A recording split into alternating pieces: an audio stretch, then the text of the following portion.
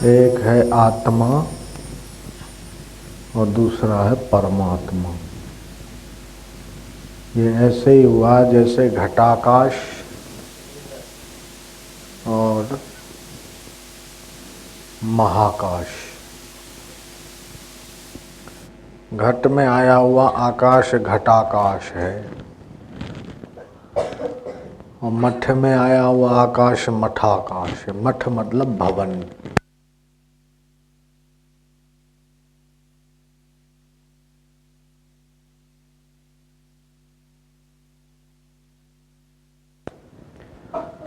ऐसे ही आत्मा और परमात्मा, ये दो चीजें हैं। बूंद समानी सिंधु में, बूंद सिंधु में समा गई तो सिंधु रूप हो गई। ऐसे आत्मा परमात्मा में मिल गया तो दोनों दो नहीं बचे, एक ही हो गया। Every man is God. हर मनुष्य परमात्मा का सनातन अंश है। लेकिन अपने सत स्वभाव को, चैतन्य स्वभाव को भूल गया। इसलिए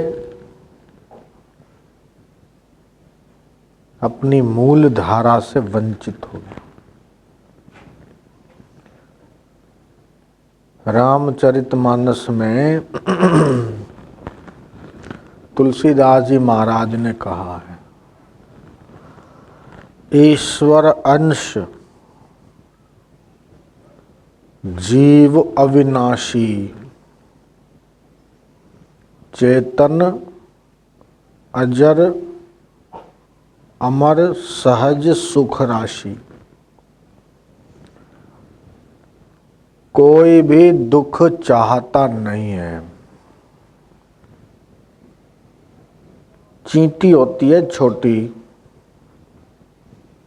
और मच्छर, उधई, कुत्ता, बिल्ला, चूहा और भी बहुत प्रकार के जीव होते हैं। एक भी ऐसा नहीं मिलेगा जिसको दुख चाहिए। सुख को चाहते हैं और दुख को धकेलते हैं। दुख से बचना चाहते हैं और सुख को रखना चाहते हैं। ये हर जीव का स्वभाव है। सुबह से लेके शाम तक और जीवन से लेके मौत तक सभी लोग चाहते सुख को ही हैं। लेकिन फिर भी देखो तो किसी न किसी दुख से दुखी है। कोई धन को लेकर, कोई परिवार को लेकर, कोई तबीयत को लेकर कि मेरी तबीयत ठीक नहीं। कभी सिर दर्द हो गया, कभी पेट दर्द, कभी कमर दर्द। कोई ना कोई शरीर में भी दुख लगा हुआ है।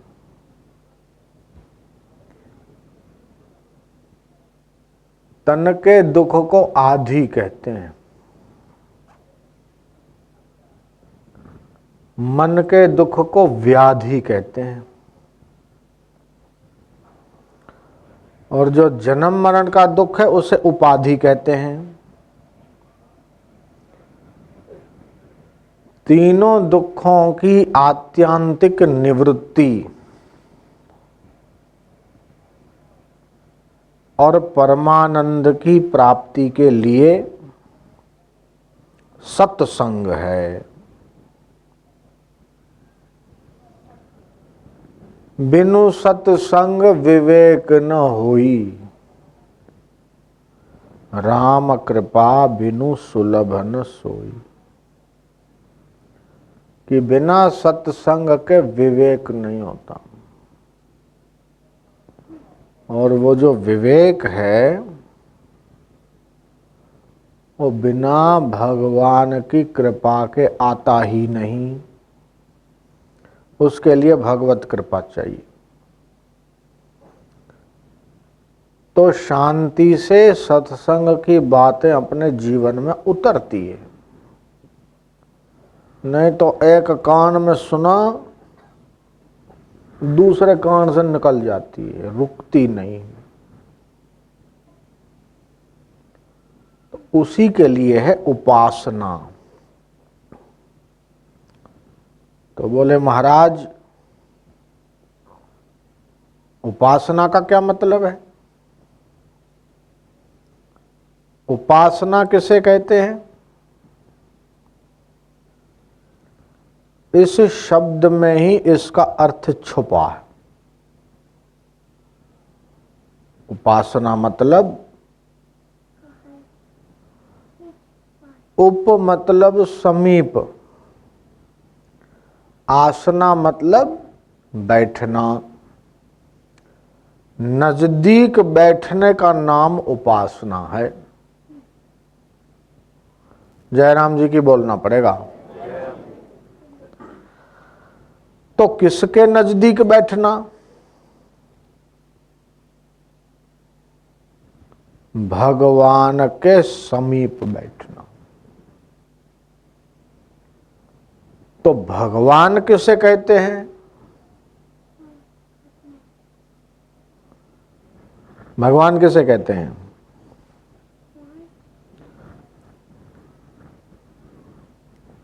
भगवान।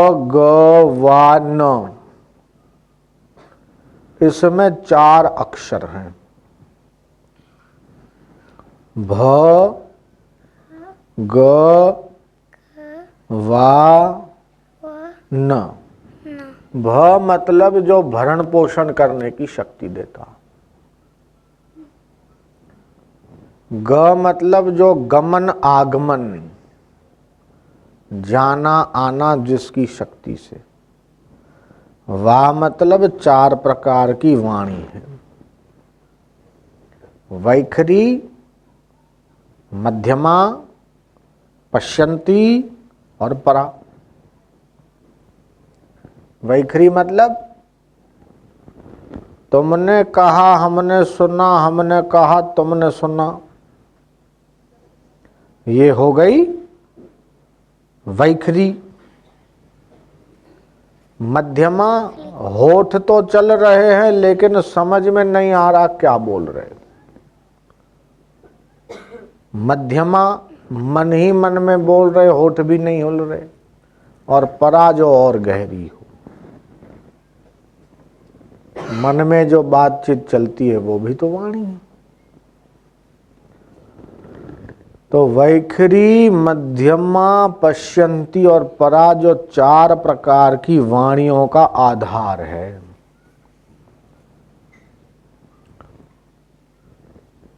और न मतलब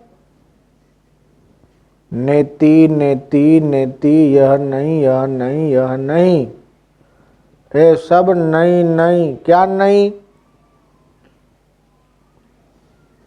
शरीर नहीं, मन नहीं, बुद्धि नहीं, इंद्रिय नहीं, आँख नहीं, नाक नहीं, कान नहीं, मुंह नहीं, जिससे सब है, जिसमें सब है। ये पूरा ब्रह्मांड, पूरी सृष्टि जिससे पैदा होती है, जिसमें टिकती है, और जिसमें लीन हो जाती, इसके बाद भी जो सृष्टि रूप होके भी इससे परे है, जिसको वेदों ने नेति नेति कहा, वो है परमात्मा। तो भाषा व्यवहार चलाने के लिए है और सत्य की ओर हमें ले जाती है। और भाषाएं भी कितनी है इस संसार में, 200 भाषा 300 भाषा, न जाने कितनी भाषाएं हैं। जो जिस भाषा को जानता है वो उसी भाषा को पकड़ पाता है, उसका अर्थ। और जो भाषा नहीं समझेगा उसके लिए तो जर्मनी का व्यक्ति यहाँ बैठेगा, हिंदी नहीं आती हो तो उससे समझ नहीं आएगा। तो दक्षिण भारत में चले जाओ तो वहाँ क्या बोलते, इंड पड़गुल्लू शापड़गुल्लू। अब इसमें क्या समझ में आएगा? हाँ, इंड पड़गुल्लू शापड़गुल्लू बुल्लू।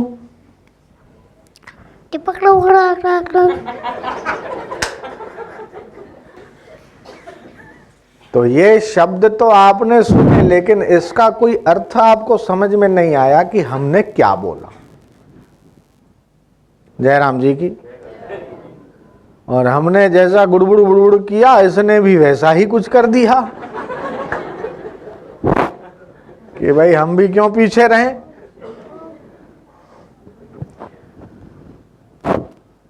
तो भाषा अर्थ को समझाने के लिए,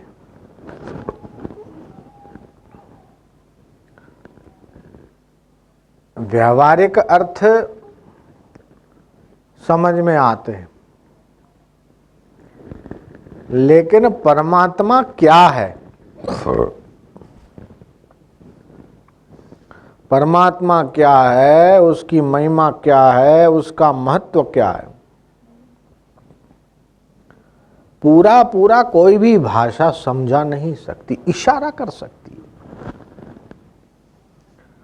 उस और इंगित कर सकती है, लेकिन पूरा परमात्मा की महिमा तो वाणी गा नहीं सकती और बुद्धि भी उसको पकड़ नहीं सकती। इसलिए कहा मति न लखहीं जो मति लखहीं। बुद्धि जिसको नहीं पकड़ पाती, लेकिन जो बुद्धि को प्रकाशित कर रहा है। वाणी जिसका पूरा बयान नहीं कर पा रही, लेकिन जो वाणी का प्रेरक है।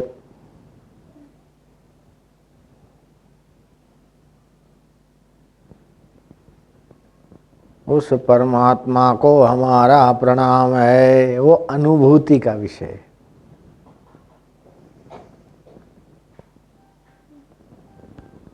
तो महापुरुषों की कृपा से जब वो इशारा करते कि यह सत्य है बेटा,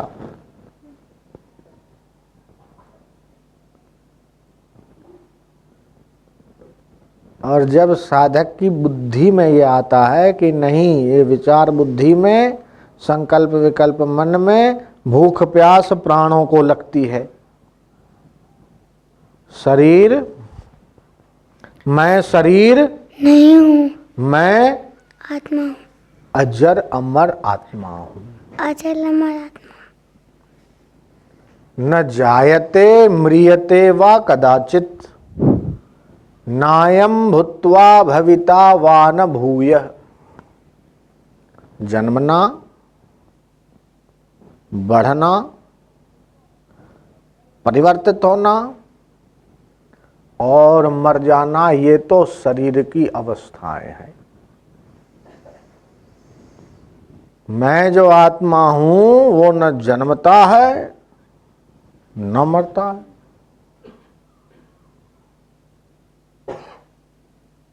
उस अपने निज स्वरूप का बोध हो जाना।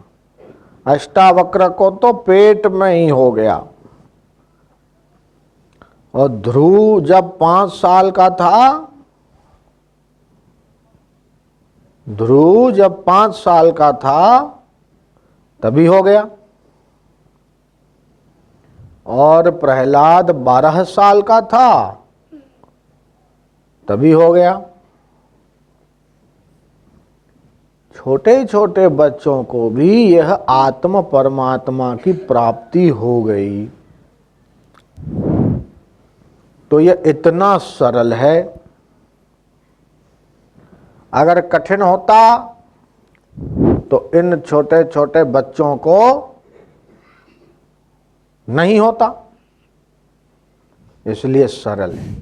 अच्छा, सरल है तो सबको ही हो जाता, तो क्यों नहीं होता? क्योंकि उस ढंग के संस्कार नहीं है। जन्म जन्मांतरों से अविद्या के, माया के संस्कार हैं, और जिनके साथ हम बड़े हुए, खेले कूदे, वो भी सब कोई ज्ञानी तो थे नहीं, अज्ञानी। तो अज्ञानियों के साथ उनके संसर्ग का दोष आ जाता। इसलिए जब साधु बना जाता है ना, तो गुरुजी संकल्प कराते, अपने घर का रोटी और पानी नहीं पीना खाना, और अपने गांव में 3 दिन से ज्यादा रहना नहीं बच्चा।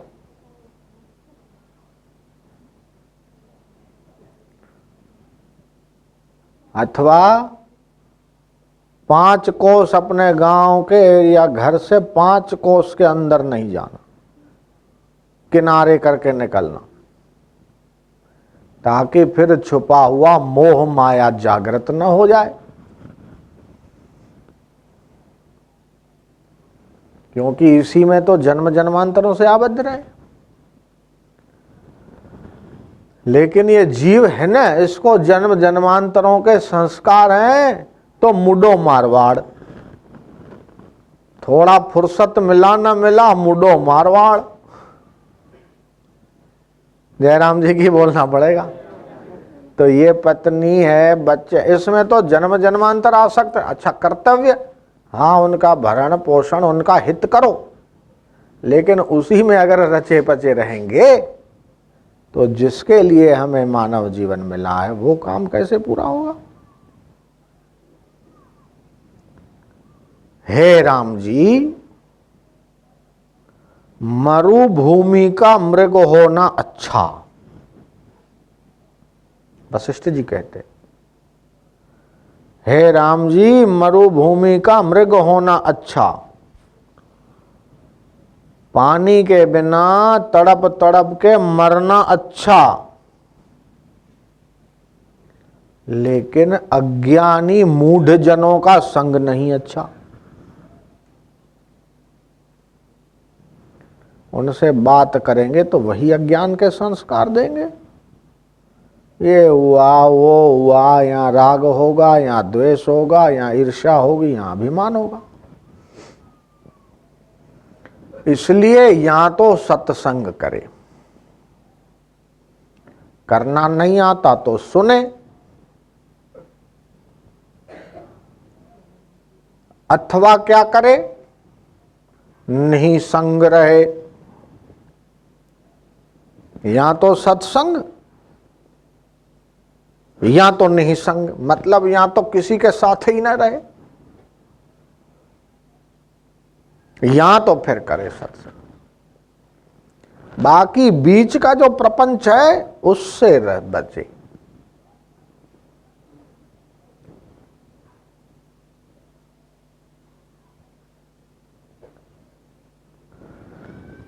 हम जब बापूजी की सेवा में 14 साल से 25 साल तक रहे, तो उसमें बापूजी बहुत ध्यान दिए। ज्यादा लोगों से मिलना जुलना हमारा न रहे। अंदर रहते थे, वहां से फिर सीधे सत्संग में आके बैठते थे। और बापूजी अंदर जाएं तो मुझे वापस बाउंड्री में जाना, और अगर हम न दिखें तो बोले ये कहाँ भटक रहा, बुलाओ।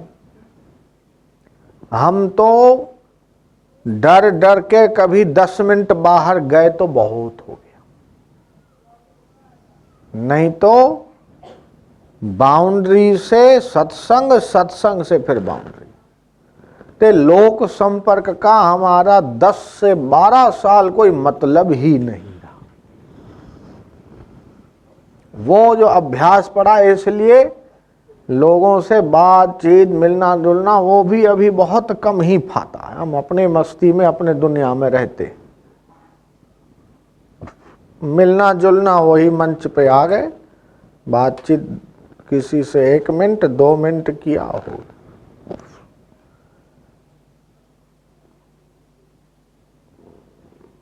और अंदर भी रहते हैं तो लगभग अकेले ही रहते, कभी खाने पीने इसमें किसी से बातचीत, लेकिन ज्यादा लौकिक बात हमसे नहीं होती, सुनना भी नहीं भाता।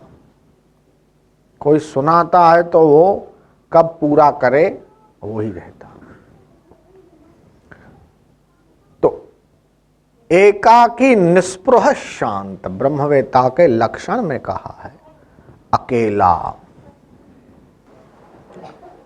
एकाकी निस्पृह शांत है, अकेला, कामना रहित, ईर्ष्या रहित और शांत स्वभाव का।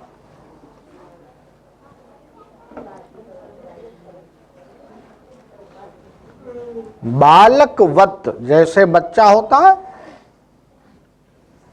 वैसा। कि ब्रह्मवेता कैसा होता है?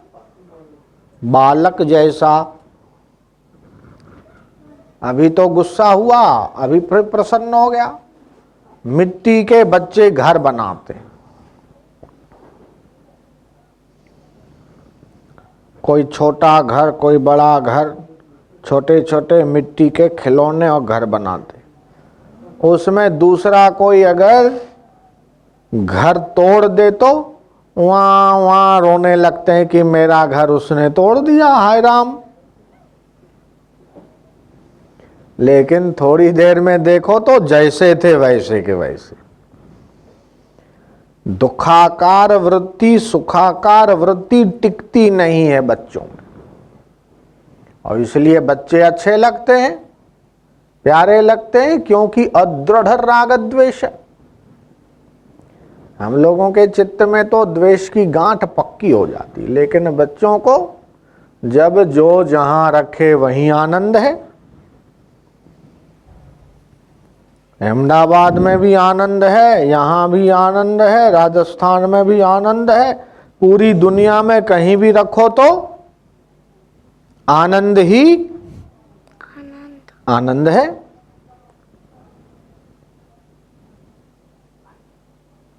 स्थान आसक्ति, वस्तु आसक्ति, व्यक्ति आसक्ति नहीं है।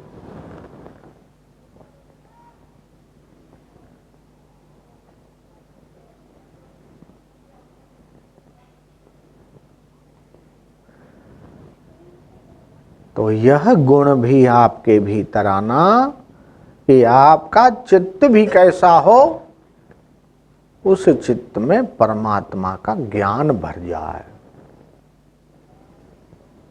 और चित्त का एक स्वभाव है, चित्त जिसको ध्यावे वो ही रूप भयो। जो मन नारी को ध्यावे तो नारी रूप भयो। जो चित्त धन को ध्यावे तो धन रूप भयो।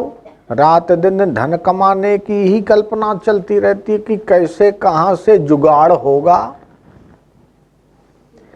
और अगर वही चित्त ब्रह्म को ध्यावे तो ब्रह्म रूप हो जाता है। तो आपका चित्त किसको ध्याना चाहिए? ब्रह्म को। ब्रह्म का चिंतन करते करते क्या होगा कि यो वै ब्रह्मैव जानाति तेषाम देवानाम बलिम विहति, कि जो उस ब्रह्म परमात्मा को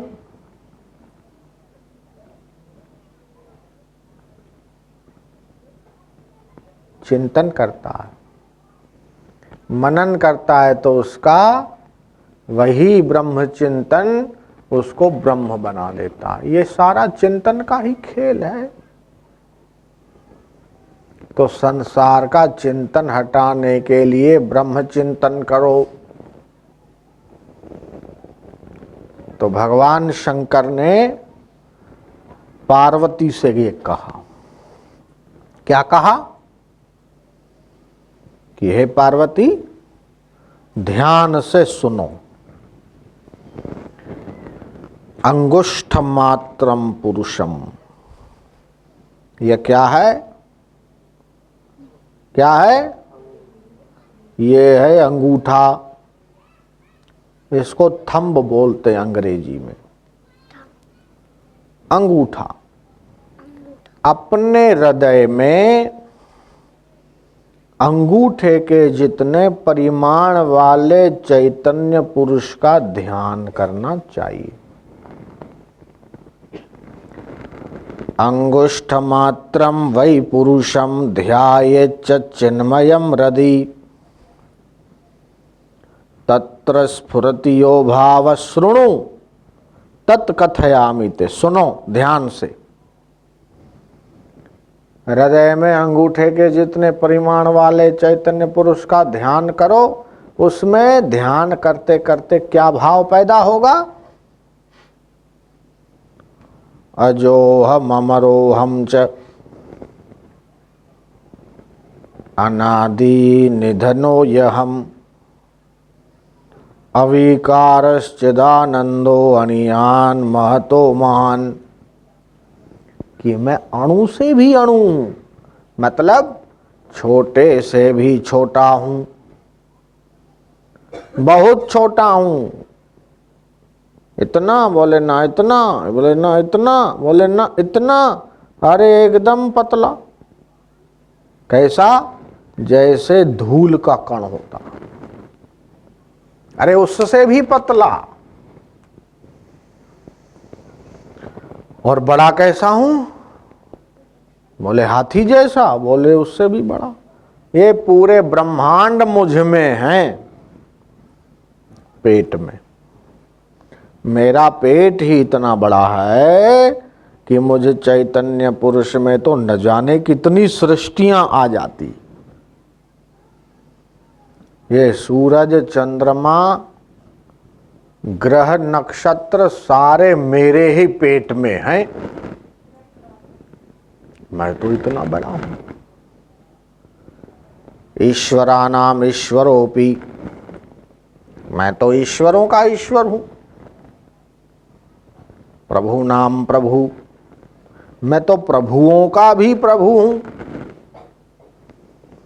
ये ब्रह्मा विष्णु शंकर ये तो हमारे ही बच्चे हैं। उस ब्रह्म अनुभूति में तो यह इतनी विराट अनुभूति है, ये इसको पूरा बताने के लिए शब्द ही छोटे पड़ते हैं। अजोहम अपि रोहम च अनादि निधनो यहम अविकारश्चिदानंदो अणियान महतो महान। जो विकार है ना, काम का विकार, लोभ का विकार, मोह का विकार, अहंकार का विकार, ये मुझ में थोड़े। काम विकार किसको होता है? मन में ही तो विकार है। लोभ विकार, खूब पैसे संग्रह करें, बैंक में रखें, ये लोभ विकार किसमें? तुम में थोड़े, ये भी तो मन में। मेरे को पत्नी चाहिए, मेरे को बच्चा चाहिए, मेरे को परिवार चाहिए, ये मोह विकार किसमें है? यह भी तो मन में है। और मैं कुछ हूं, आई एम समथिंग, अमुक जाति का, पाति का, वर्ण धर्म कुल संस्कार का, यह अहंकार विकार किसमें है? यह भी तो मन में है।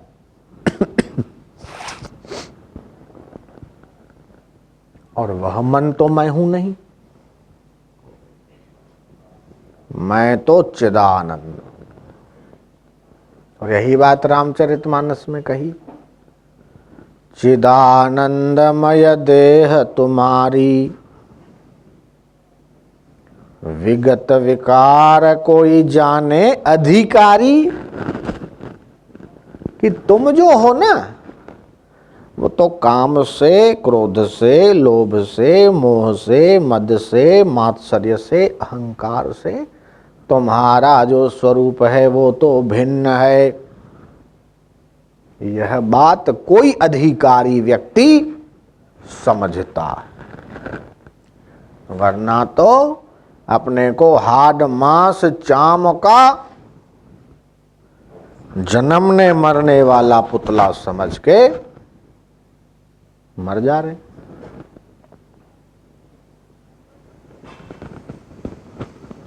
अजोपि सन्न व्ययात्मा, भगवान कृष्ण अपने स्वरूप को जानते, तो भगवान कृष्ण अपना परिचय देते, इंट्रोडक्शन। जैसे कोई नए आदमी मिलते हैं तो पूछते हैं आपकी तारीफ, आपकी क्या तारीफ है? बोले मैं अमुक गुरु का शिष्य, अमुक धर्म, अमुक संप्रदाय का, अमुक पढ़ा लिखा, अमुक कंपनी, अमुक संस्था का ये हूं। तो भगवान कृष्ण अपनी तारीफ करते, क्या? अजोपि सन्न व्ययात्मा, मैं अजन्मा हूं, मरने वाला नहीं हूं। भूतानाम ईश्वरोपि सन्, और जितने सारे प्राणी मात्र हैं उन सबका मैं ईश्वर हूं। कई सृष्टियों, कई ब्रह्मांडों को चला रहा हूं, फिर भी मुझे चिंता नहीं है और न मुझे भय है। पूरा संसार तबाह हो जाए, नष्ट हो जाए, लेकिन मैं ऐसी चीज हूं जो मैं कभी नष्ट नहीं होता।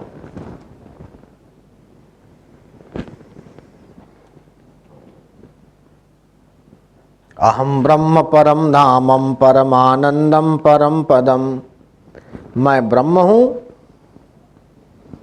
आत्मा हूं, परमात्मा हूं, शुद्ध बुद्ध शांत विज्ञान स्वरूप हूं।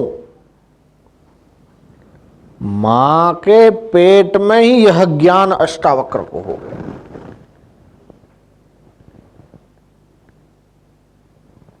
और देखिए आप लोग तो कितने बड़े हैं, तो आपको ज्ञान यह हो जाना चाहिए,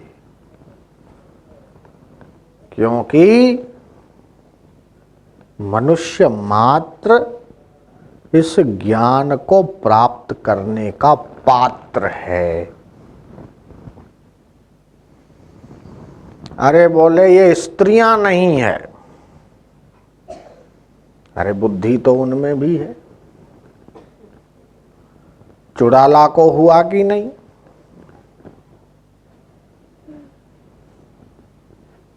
मदालसा को हुआ कि नहीं? गार्गी को हुआ कि नहीं? तो जब इन सब को हो गया तो आपको भी हो ही जाएगा। अजोपि सन्न व्ययात्मा भूतानाम ईश्वरोपि सन, मैं अजन्मा और प्राणी मात्र का सर्व सुहृद हूं। बदलने वाला संसार है। शरीर को खोजोगे तो संसार मिलेगा, और अगर अपने को खोजोगे तो परमात्मा मिलेगा। डिस्कवर योर सेल्फ मतलब अपने आप को खोजो, अपने आप में आओ और यह देखो कि तुम्हारा जो स्वरूप है कितना महान है। ये जर्मनी से आके बैठा है, बर्लिन से, बोले 1 महीना तो साईं जी के साथ में ही रहूंगा। तो 1 महीना तक तो सत्संग से संस्कार जाएंगे। राजपाट छोड़ के राजा महाराजा महात्माओं के चरणों में जाते थे, गुरुकुलों में, आश्रमों में। हमें यह आत्म विद्या, अध्यात्म विद्या का प्रसाद दीजिए। राज्य सदा नहीं रहेगा, धन सदा नहीं रहेगा, पुत्र परिवार सदा नहीं रहेगा।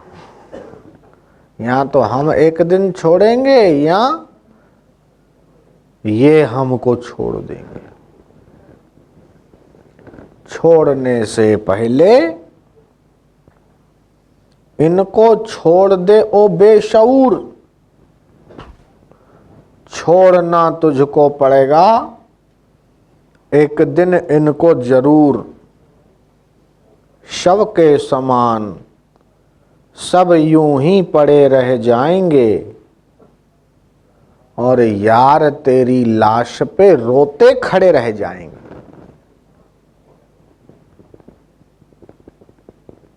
इसलिए अनित्य और क्षणभंगुर जीवन है। इसमें जितना जल्दी हो सके अपना आत्म कल्याण करने का प्रयत्न करना चाहिए।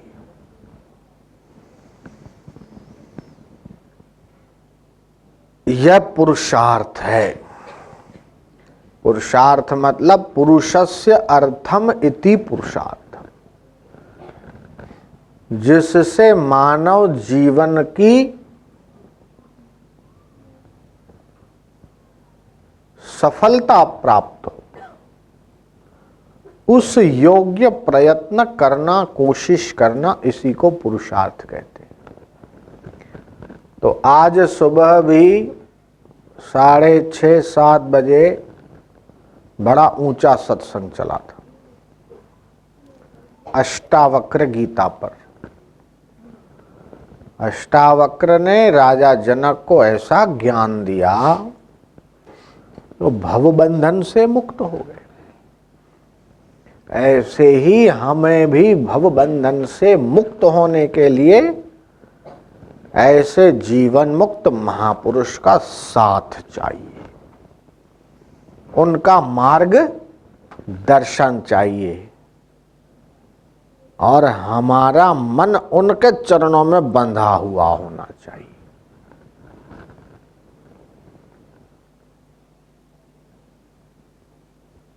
तो बेड़ा पार तुरंत हो जाता।